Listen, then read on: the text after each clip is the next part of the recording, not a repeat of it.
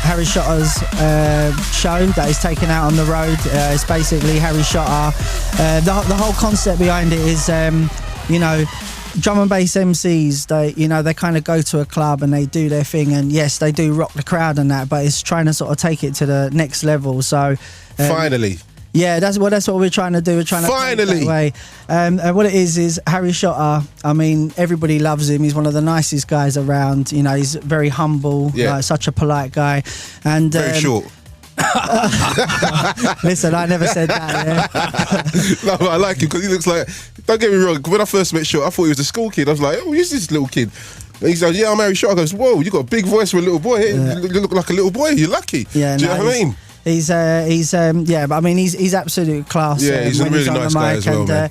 And the thing is the whole idea is to take a live show on the road, to give something different. Try and bring other genres of music. I mean, you've got people like Sub Focus and Chase and Status that are doing a live thing, but theirs is all like sort of music based with like a host MC and everything like that. Whereas we actually want to take an artist who is at the forefront, because between the crowd and the DJ is the MC. So he's the person there linking like us as DJs. So the whole idea is to put that on the road and put a show. I mean, we've already got.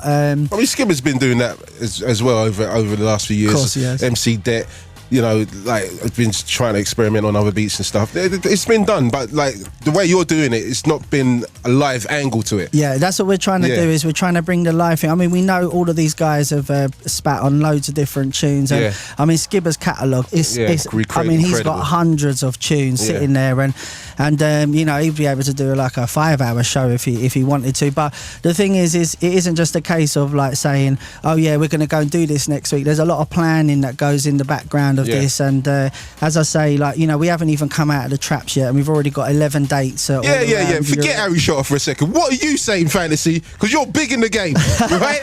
Forget Shotter. That's some new things, right? Let's talk about DJ Fantasy. Do you know what I mean? You've been riding this game for like as long as I have, basically. To get what I'm saying, and let's not say how long that is, because about 3 years. Yeah. It's been a minute. But anyway, how did you get into the game, man? Well, actually, I actually started. For me, the whole thing started was back in the 80s when I went to a club, and I went to a warehouse party actually, and I just see like whites, blacks, Indian, Chinese, everyone all together under one roof on this thing, which and the only other place you ever saw that was football. Yeah, well, exactly. Yeah, and coming from a football background, and obviously my history with Chelsea. Coming from that angle, it was like it's my new home.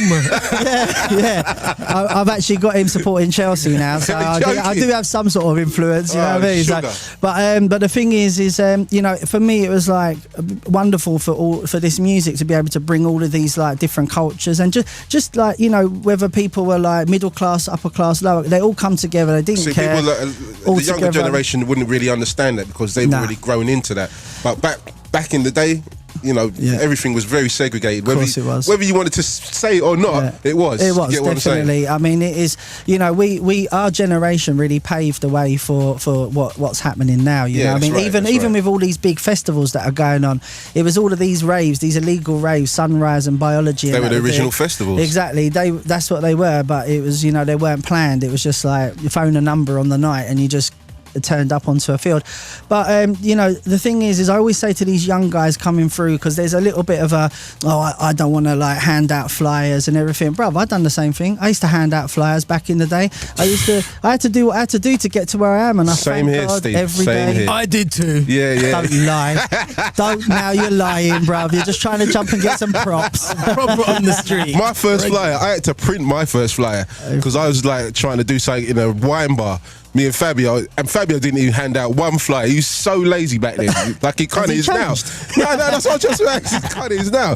But like, we was doing our first like rave, and I was like printing up flyers with little smiley faces, because that was the Converse days, right? Little smiley faces, and be handing them out, man, outside clubs and stuff. So yeah, that's a good humbling thing, right? When you get to this point here, you remember, and you don't take things for granted. But as I say because the young guys, I mean, I've even heard some MCs chatting lyrics about I'm gonna to make it without standing outside a club handing out flyers. And I think, well, like, then you're disillusioned, because you need to start like an apprenticeship. Groundwork. You start at the ground and you build your way up. And it doesn't happen overnight. It might take 5 years, 10 years. We'll shut them down anyway.